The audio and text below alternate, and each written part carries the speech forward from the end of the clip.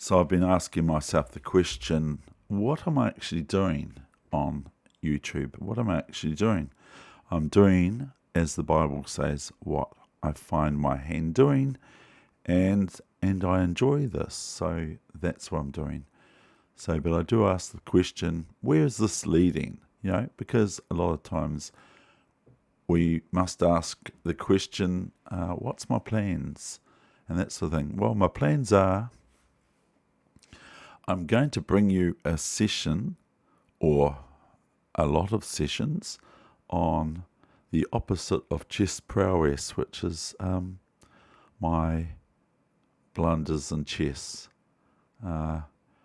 Few and far and wide between are blunders from the hands of grandmasters and world chess champions. Even Bobby Fischer was able to blunder, but he only did it every so often, and it's like I just said. Whereas for me, quite the opposite. It's don't let yourself get caught with that knight fork, Dave. And it reminds me of when I was a young boy. I used to love reading Brer Rabbit and Brer Fox and Brer Bear. I used to love reading those books, and I always remember Brer Rabbit would be saying, "Please don't throw me in that there bra patch," and he kept on. You must read that book. You must read Brer Rabbit and Brer Fox and Brer Bear. And just like Brer Rabbit keeps on taunting his oppressors, his people that have caught the Brer Bear and Brer Fox have caught him, he's sitting there saying, "Oh yeah, you can skin me alive, you can burn me on those hot coals or whatever it says, but please don't throw me there on that there bra patch." And I use a little bit of the terminology or the wording or that in my titles. I try to, but I can't emulate that quite completely. Anyway, so that said, that's going to come up soon. I don't know when, but I have Dunedin to go to soon, and so I might bring it from there, because you don't need to see my face, do you, to show my blunders. My blunders. Oh, it's a hard thing to say, isn't it? Blunders. But you don't need to, I don't have to search very hard to find blunders. But at the moment, I'm going to bring you two games that I've played in the Super Blitz Shield Arena. Now, I've only played in it. Where am I? Where am I on this? I've only played 2, 4, 6, 8. And today happens to be the 8th of June, and I've played 8 games, and I've had a good score, and here I'm coming 814th. So I've only played in like 50 minutes, 45, 50 minutes of this tournament, which is a 5-hour tournament, and I've only played those 8 games. And so I bring you 2 of those games because they're really, really good. But getting back to my text from yesterday that was meant to be there yesterday, there it is there. I hope you can see my mouse hovering over it. You probably can't. And outside you can see what's going on outside my PC studio room window. But this is what I wrote yesterday, and I thought that this was showing up on the... So I'm doing housekeeping again. I thought that this was showing up on the OBS system, but it wasn't. And I was talking about my dream yesterday, which is there now for you to read. So I hope it works this time. Anyway, let's go have a look at these games.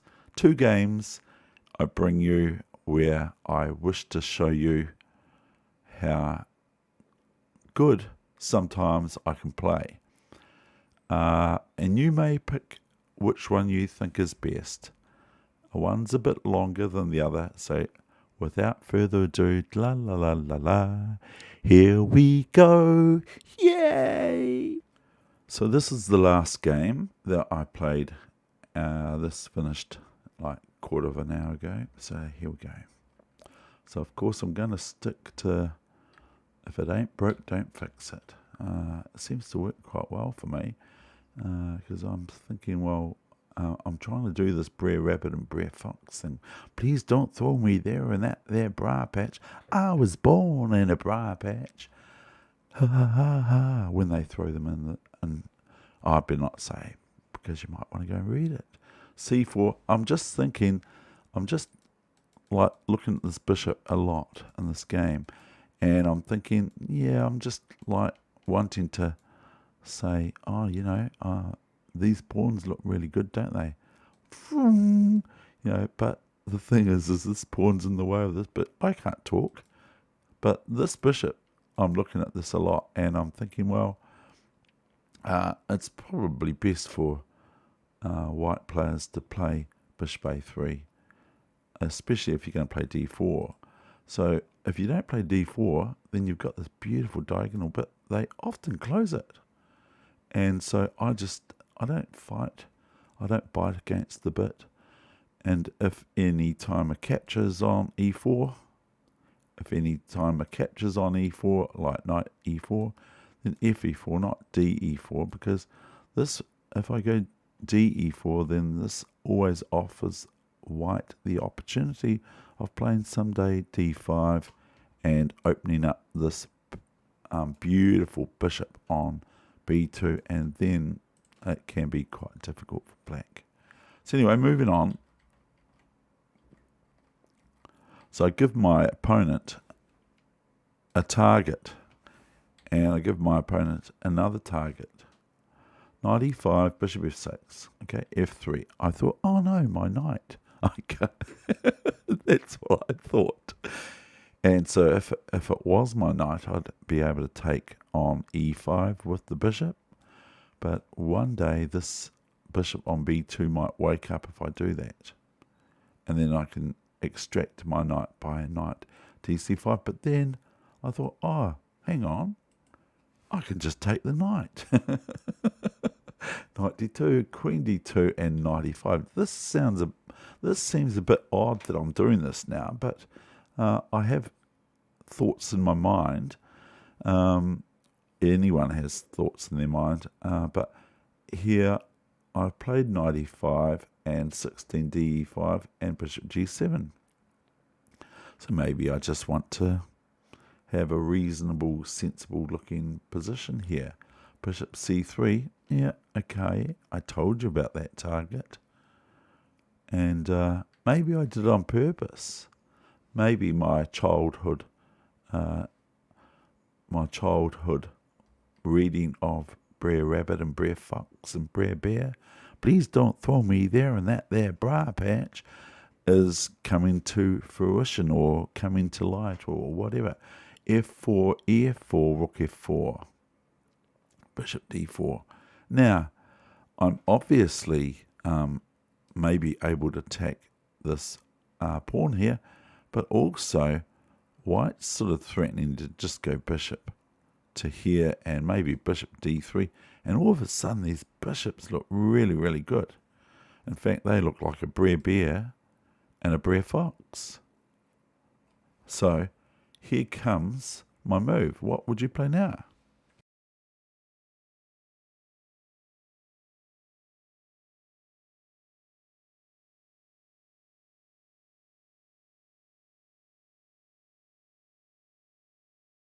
Because we've opened up the position, myself and my opponent have opened up the position. My opponent, by the way, is like 2090.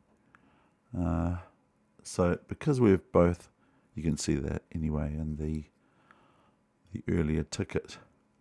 Because my opponent and I have now got a sort of an open position as opposed to a closed one. It's now a little bit more difficult maybe for black. I have to be a bit more careful. But I've got this idea in mind. I've just come up with it. is queen c7 and bishop e3. So your move now, what would you play? Of course, bishop e5, and this is looking quite cool, let me say the least. Bishop f4, bishop f4. And here's queen c3, check. Do I play queen g7, e5, d4, bishop e5, queen e5? Which one do I play? Or king g8? Bishop e5, queen d3, and of course I whop the pawn on h2, king h1, and bishop f4, and rook cd1. Now it's your move.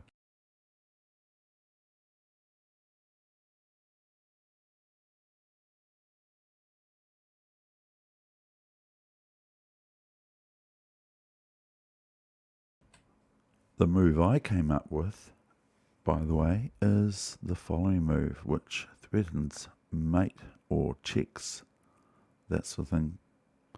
Quite bad ones, really. It doesn't threaten mate, David, but it's like, look at these dark squares.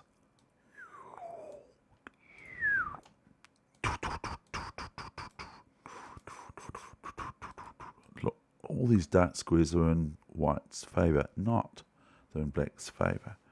I played the following. I'll get rid of these, and so we can see this move for what it's worth. Is queen g7 check.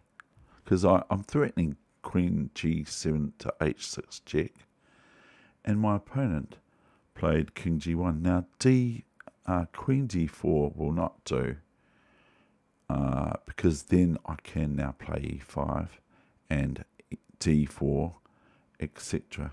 And it's quite good on the black squares for black. Okay, so here comes queen g7, king g1. So it's your move again. What move would you play now?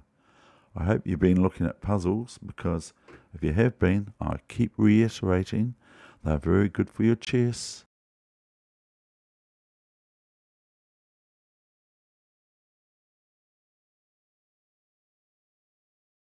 Now, I don't know why, but my opponent fell into my trap, and this time it's worse than the briar patch. It's like being skinned alive. Is d4, and my opponent, I don't know why, played queen d4. Maybe it's just pretty hard. So my opponent played queen d4, and of course I went queen d4. Look at that briar patch. I'm gonna skin you alive. Bishop e3 check, and king h2, bishop d4. Okay, we have normality in the ranks of this game. Bishop c5, no, bishop c4, bishop c5. Could play bishop c5, but my opponent would probably complain.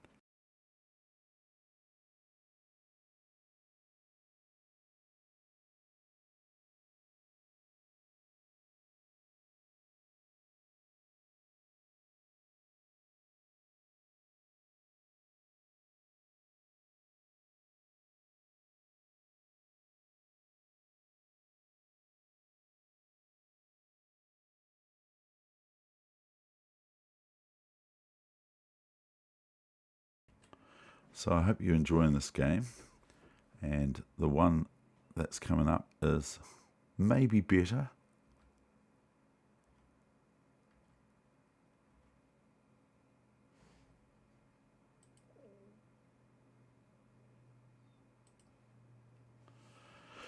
So of course we play the side pawn to the right section of the cushion with h3, king g1, hg2, bishop c4, and it's two moves till white resigns finally.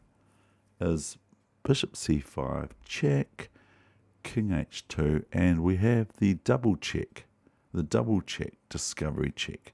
The discovery check of rook h2 with the move g1 queen, which I've pre-programmed, and my next move was rook h2 checkmate. As you can see, this is the beauty that I like about double checks is I get the queen without the rook takes the queen, even though that would be good for black, of course. So that's all good. I hope you like that game. Now, stay tuned for the next game, please, if you like to. And I think this is one that demonstrates how important it is to do chess puzzles, so that for the future thing coming up, we know. Sorry, what am I saying? So for the future thing coming up, we know how to not blunder, because that's what's going to be my thing to do soon. As I've already mentioned, I'm going to look at my blunders, which is quite hard, but introspection is very important in a lot of ways. So game 2, and then I'm out of here, and so here it is here. Hope you like it. This time I'm white, and like I said, and I reiterate, other than puzzles, here we are playing the same old E3. If it ain't broke, don't fix it. It's not my saying, of course. Wish it was. Do I? I don't know. I like it when they play C4, because it just breaks the board up, and now black's queenside pieces are okay if they get to operate on the queenside sort of thing, and like these pawns can, definitely come storming through, but this breaks up the game, the centre, by the playing of C4, and it also weakens the possible. Anyway, it just breaks up the board, and I can just play these sorts of moves with ease, and knight d2, etc., as I've played in other games too, which I won't bore you with the details. Bishop d6, knight e5. So I'm just pre-programmed. If my opponent plays bishop e5 or knight e5, then takes, then I'm just going to go fe5, and soon I can play e4. So here's castles, knight d2, e4. So now I'm actually threatening something. What's that? I'm threatening, yeah, you guessed it, I'm threatening knight c6, check to the queen, and e5 fork to winning one of these two pieces here. So I'm threatening knight away, knight c6, check to the queen. Knight d7 doesn't work. Why not? So if I play knight d7, why is knight d7 not work? Because knight takes knight d7, and black will live to another day. Will be able to run their bishop away after e5. So that said, knight e8, my opponent heard me, and fair enough, because my opponent's sort of like nearing 2000. Knight e8, knight c6, bc6, e5. Bishop e7, and I'm just going f5, ef5, bishop f5, bishop f5, rook f5. Move 16 for black is queen d7, queen f3, just in your face. Just that sort of thing. Bishop g5, and now just play knight f1, offering to exchange the weak dark squared bishop of mine, and my opponent says, okay, rook c1. Now, I've got everything, as mentioned before, pointing towards the king side, except for this rook still. But the thing is that I've got some intentions of going knight here, and it doesn't matter if g6 comes about, because I just go knight f6 check if this is the position, and rook f6, so that there's no pawn takes. And even so, I can't play ef6. Why not? Because queen f5 wins the rook and the game. But if pawn takes instead of queen takes, then I would have queen check and queen g7 checkmate, as the knight has left the board, I think, in my analysis. So knight c7, that's okay. Knight g3, and black sets up protection of g7 and also the surrounds, watching to play maybe g5 with knight e6 on move 20. So your move.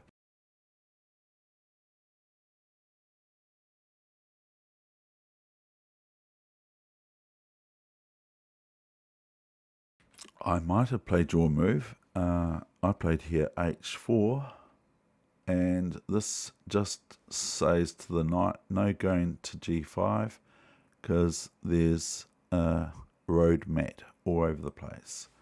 a5, and here I get quite primitive now, and I just am going for the queen and the king and the king side with knight h5. a4, and the next move is easy to find, is queen g4, and here I'm threatening, of course, knight f6 check, and knight takes queen, the royal fork all over again. I'm starting to quite like the royal fork, especially when I found out the correct terminology for it. So my opponent now plays the next move, which prevents knight f6 check, is king h7. So what move would you now play for white?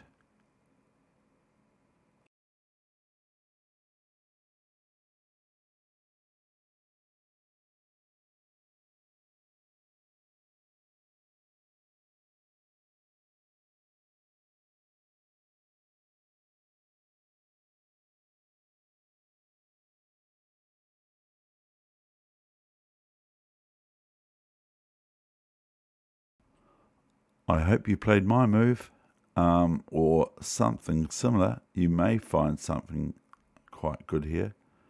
So what did I play? I played, of course, rook f6.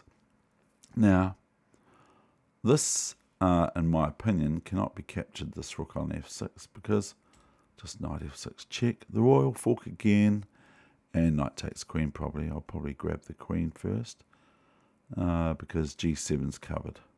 Or I could probably try to get to h7 checkmate. Rook g8. Okay. So that's your move now. Yeah, I'm sure you can find this move is easy to find, is queen f5 on move 25. Queen f5 on move 25. f5, the best square on the planet. Shh. That clown would be saying, shh, don't tell anyone. That f5 is the best move on the planet. That's my opinion. Not really. Maybe. King h8. Now we've got just rook f7. Now notice that if black would play here g6, it looks like I'm going to lose something as well. That rook f7 check is pretty devastating, because if king moves back, then queen f6 is check again, and then I can choose to take the queen after with the rook, or equal, something like that. So it's pretty devastating. So g6 is out of the question, in my opinion, and queen f7 won't do any good after rook f7 check, as queen f7, and without going into too much detail, probably just queen e6. I'll just keep it simple after I win the queen. So queen f5 check, king h8. So we can all see rook f7, of course, and queen e8. What's your final move? Or so that I consider quite a reasonable move. But it's only because I've been doing puzzles, I've woken up my tactical awareness. The only reason I've done them, or the only thing I've done, blah, blah, blah, blah, blah, is that, blah. Boy, am I rambling. Yes. So after queen e8, what's your move?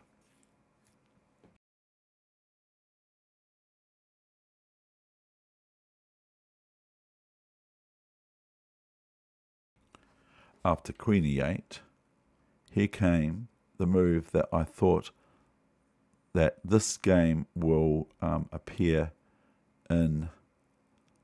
I'm actually trying to think of a way out for black, but this game will appear on this chess channel that I operate here. And so, what's your move? And it's sort of like a bit of a cold shower, is, of course, knight f6. Now, if we look at all variations, we will see that it isn't too good for black. But all variations, I think, I'm going to be so bold as to say all variations lead to checkmate for white. And you know what? I'm not going to actually say or show them or anything like that. I'm going to leave this position as the closing thing. I'm sure you can find knight f8 is no good because of, and also knight takes queen if knight f8. So in all variations, I believe it's checkmate even after g6, which attacks my queen. I have to react to that. Okay, so I'm going to leave this position up, and you can have a look at the variations if you so wish. And I thank you again, and I'm out of here. I've got someone texting me. Okay, so I'm going to turn the volume off now. Thank you so much for watching, and I do hope you enjoyed those two games, and look out for those blunders of David Wegener to come soon on this chess channel at YouTube. And thank you, YouTube, and thank you, OBS, and thank you too.